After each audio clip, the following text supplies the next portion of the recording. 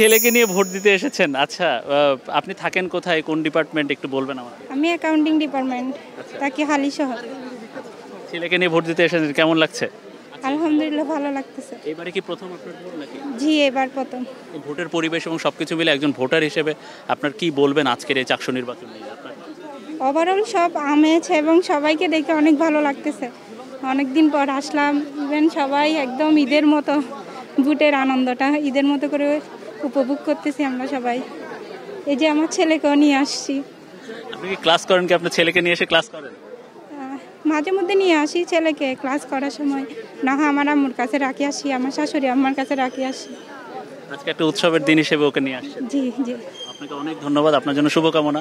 আপনি সন্তান নিয়ে ভোট দিতে এসেছেন, ধন্যবাদ।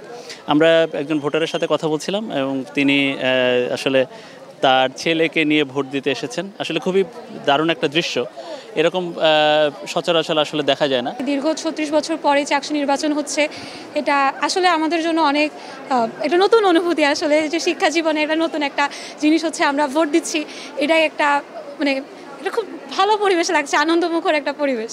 এই তো এখন পর্যন্ত আপনার হচ্ছে কখনো তো ভোট দেন নাই নাকি? জি না, এইবারই প্রথম। সেটার অনুভূতি নিশ্চয়ই। এটা হ্যাঁ, দুটোটা একসাথে, যে ফার্স্ট ভোটার হওয়ার একটা অনুভূতি আর শিক্ষা জীবনে একটা শিক্ষা প্রতিষ্ঠানে এরকম একটা সুন্দরভাবে ভোট দিচ্ছি, এটার একটা অনুভূতি। দুটোটা মিলিয়ে অনেক ভালো যাচ্ছে আর কি দিনটা। ৩৬ বছর পর যেহেতু চাকসু চলতেছে, মানে এক্সাইটমেন্ট একটু কাজ করতেছে, আর হ্যাঁ আর ভালো লাগতেছে।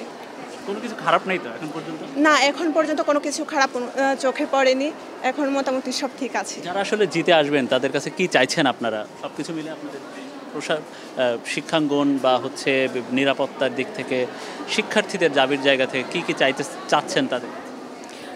সুষ্ঠু নিরাপদ পরিবেশ, মানে ক্যাম্পাস আমরা চাইছি তাদের থেকে। আর আমি যেহেতু নারী হিসেবে আমি চাচ্ছি মানে নারীদের অধিকার যেহেতু মানে সুষ্ঠু সমান থাকে।